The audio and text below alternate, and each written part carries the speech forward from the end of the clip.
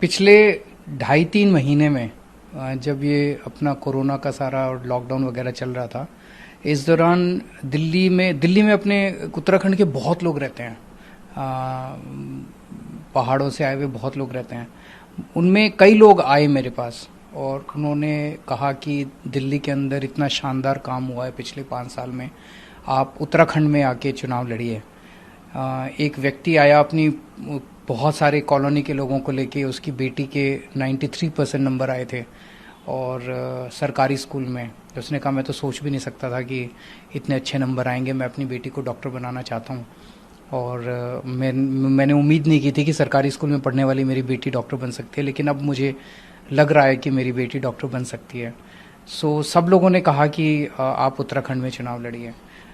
हमें क्लियर नहीं था कि उत्तराखंड में लड़ना चाहिए कि नहीं लड़ना चाहिए, तो हमने फिर उत्तराखंड में सर्वे कराया और सर्वे में लोगों से पूछा कि क्या आप चाहते हैं कि आम आदमी पार्टी उत्तराखंड में चुनाव लड़े। तो उत्तराखंड में 62% लोगों ने सर्वे में कहा कि आम आदमी पार्टी को चुनाव लड़ना चाहिए।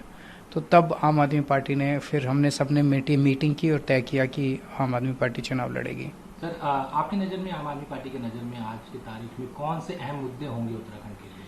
उत्तराखंड में मुझे लगता है कि 3 मुद्दे सबसे इम्पोर्टेंट हैं। एक तो रोज़गार नहीं है बच्चों के पास, जिसकी वजह से उत्तराखंड से पलायन बहुत हो रहा है। कोई भी अपना घर छोड़ के नहीं जाना चाहता। अगर वहीं रोज़गार मिलेगा तो लोग अपने घर में रह के ही रोज़गार करना चाहते हैं। दूसरा, वहाँ पे स्कूलों की बड़ी प्रॉब्लम है, शिक्षा की बड़ी प्रॉब्लम है, कॉलेजेस की बड़ी प्रॉब्लम है। सरकारी स्कूल, सरकारी कॉलेजेस की हालत बहुत ज़्यादा ख़राब है। प्राइवेट स्कूलों का बहुत ज़्यादा शोषण है। तो जैसे दिल्ली के अंदर हमने ठीक किया स्कूलों को, शिक्षा को, वैसे ही वहाँ भी लोगों को अब ये भरोसा है कि यही लोग ठीक कर सकता है। इन्होंने दिल्ली में करके दिखाया, अब ये उत्तराखंड में भी करेंगे। और वैसे ही स्वास्थ्य सेवाओं का, अस्पतालों का, इसका बहुत बुरा हाल है। वहाँ पे एक प्रथा है डंडी खंडी करके, जिसमें पहाड़ों के ऊपर लोग रहने वाले, वहाँ पे आसपास कोई अस्पताल, कोई क्लिनिक नहीं होता। तो अगर कोई बीमार हो जाए तो अपनी खटिया के ऊपर किसी को बिठा के और फिर दूर अस्पताल पैदल लेके जाते हैं।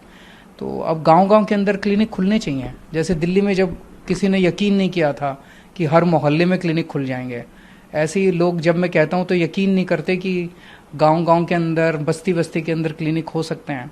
लेकिन दिल्ली में हुए, वहाँ भी होंगे। सर, आपके लिए उत्तराखंड कितना अहम है? क्योंकि 1.5 साल है चुनाव को उत्तराखंड के, इसको लेकर आप कितने गंभीर है, पार्टी कितनी गंभीर है? नहीं, पार्टी तो बिल्कुल गंभीर है, तभी हमने ऐलान किया और तभी ये सर्वे करने के बाद, क्योंकि दिल्ली में रहने वाले जितने उत्तराखंड के लोग हैं, ये जब वापस अपने घर जाते हैं और तो उन्होंने बताया कि वहाँ पे काफ़ी चर्चा है उत्तराखंड के अंदर दिल्ली मॉडल की। वहाँ पे काफ़ी चर्चा है उत्तराखंड के अंदर दिल्ली के स्कूलों की, दिल्ली के अस्पतालों की। अगर आप एक तरह से देखें तो 70 साल में पहले उत्तराखंड उत्तर प्रदेश का हिस्सा था और उत्तराखंड के लोगों का मानना है कि जब वो उत्तर प्रदेश का हिस्सा था तो उसके साथ सौतेला व्यवहार होता था और इसीलिए उत्तराखंड का विकास नहीं हो पाया। उत्तराखंड के लोगों ने संघर्ष किया और संघर्ष के बाद 2000 में उत्तराखंड अलग राज्य बना। लेकिन अलग राज्य बनने के बाद भी क्या मिला?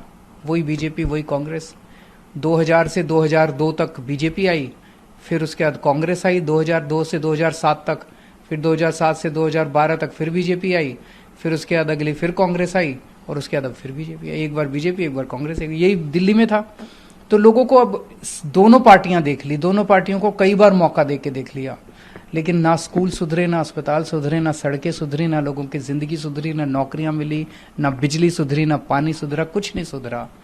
अब लोगों को ये उम्मीद है कि ये आम आदमी पार्टी जो है, इसने दिल्ली में करके दिखाया तो यहाँ भी करेंगे।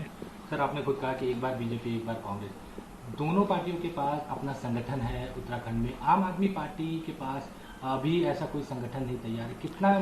कितनी चुनौती रहेगी और कैसे आप लोग वहाँ संगठन बनाएंगे और लोगों तक पहुँचेंगे? दोनों पार्टियों से उम्मीद खत्म हो चुकी है लोगों की।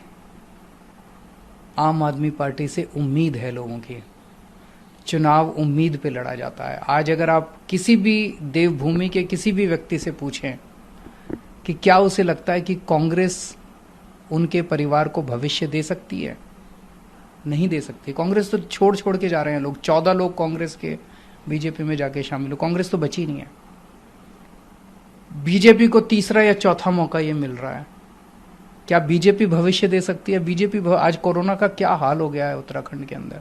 तो क्या बीजेपी भविष्य दे सकती है? बीजेपी भी भविष्य नहीं दे सकती। बीजेपी से भी उम्मीद नहीं है लोगों को। आम आदमी पार्टी से उम्मीद है लोगों को। चुनाव उम्मीद पे लड़े जाते हैं। अगर उम्मीद है लोगों को तो लोग काडर बनेंगे, लोग समय देंगे, लोग घर घर जाके वोट मांगेंगे, लोग वोट देंगे। केजरीवाल के लिए नहीं, आम आदमी पार्टी के लिए नहीं, अपने बच्चों के भविष्य के लिए। सर दिल्ली में जैसे आप एक चेहरा है, उत्तराखंड में पार्टी की तरफ चेहरे बहुत निकल के आएंगे, उसकी चिंता मत कीजिए। 1 करोड़ लोग उत्तराखंड के, उनके साथ मिलके एक उत्तराखंड मॉडल बनाएंगे। जैसे दिल्ली मॉडल है, एक देवभूमि मॉडल होगा जो पूरी दुनिया में फेमस होगा। तो ये माने कि आम आदमी पार्टी आने वाले चुनाव में 70 की 70 सीटों पर उत्तराखंड, बिल्कुल, फरवरी 2022 में जो उत्तराखंड में विधानसभा चुनाव होंगे उनमें सभी सीटों पे आम आदमी पार्टी चुनाव लड़ेगी।